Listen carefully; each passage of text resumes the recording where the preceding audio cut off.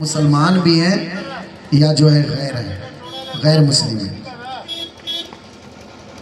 غیر مسلم ہم کسی کو نہیں کہیں گے جو کلمہ پڑھ لیا ہے لیکن عمل کیا ظاہر کر رہا ہے۔ احادیث کی روشنی میں دیکھیں گے آقا علیہ السلام نے فرمایا من تشبہ بقوم فہو منہم، جو جس قوم کی مشابہت کرے گا وہ اسی میں سے ہے۔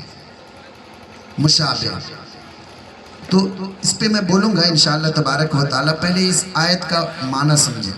انما المؤمنون الذین اذا ذکر اللہ وجلت قلوبہم، بلا شبہ مومن وہ ہے، سرٹیفکیٹ مل رہا ہے مومن ہونے کا، اللہ تبارک و تعالی دے رہا ہے قرآن مقدس کے ذریعے سے کہ مومن کون ہے۔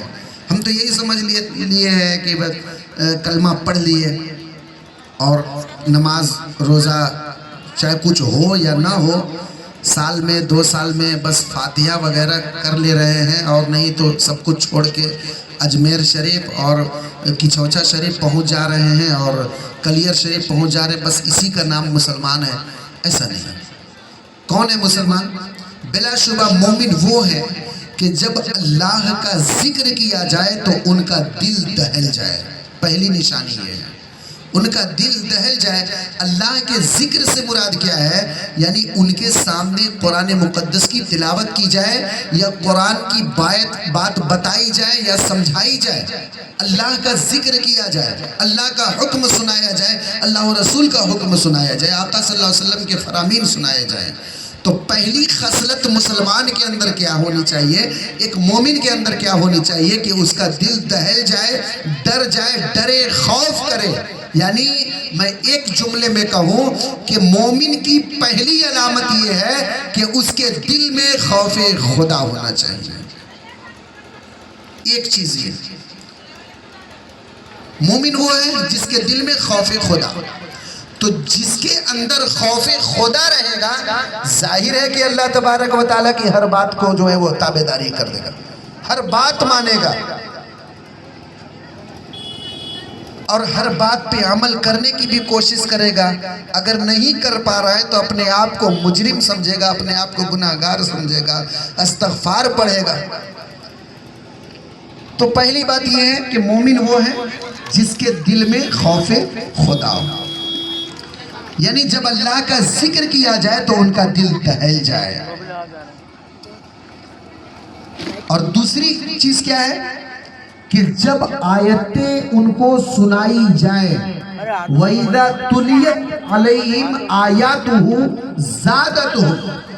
پہلی خصلت یہ تھی، یاد کر لیں گے کہ مومن کے اندر پہلا خوف خدا ہونا چاہیے، اور دوسرا جو ہے وَإِذَا تُلِيَتْ عَلَيْهِمْ آيَاتُهُ زَادَتْهُمْ۔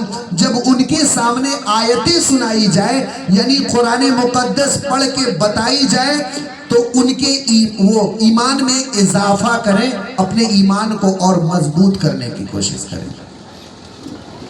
ان کا ایمان جو ہے اور پختہ ہو جائے، مضبوط ہو جائے۔ وَإِذَا تُلِيَتْ عَلَيْهِمْ آيَاتُهُ زَادَتْهُمْ، اللہ تعالیٰ کی آیتیں سنائی جائے تو وہ اپنے ایمان میں پالیدگی پیدا کریں۔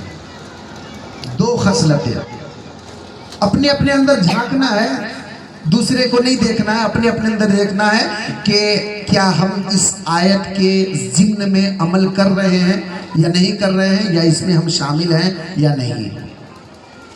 خوف خدا، قرآن مقدس کی تلاوت، 2 چیز ایک لفظ میں اگر میں کہوں تو۔ تیسری چیز کیا ہے؟ وَإِذَا تُلِيَتْ عَلَيْهِمْ آيَاتُهُ زَادَتْهُمْ إِيمَانًا وَعَلَىٰ رَبِّهِمْ يَتَوَكَّلُونَ، اور وہ اپنے رب ہی پر بھروسہ کریں، اور وہ اپنے رب ہی پر بھروسہ کریں۔ یعنی کائنات میں اگر سب سے زیادہ توکل جس پر ہونی چاہیے اور جس پر کرنا چاہیے تو وہ اللہ رب العزت کی ذات ہے۔ یہ 3 خصلت مومن کے اندر ہونی چاہیے، اور 2 ابھی بھی اور میں بتاؤں گا آیت کے ذریعے سے۔ پہلا خوف خدا، دوسرا قرآن مقدس کی تلاوت، اور تیسرا اللہ تبارک و تعالیٰ پہ بھروسہ۔ جب اللہ پہ بھروسہ انسان مکمل طور پہ کر لے گا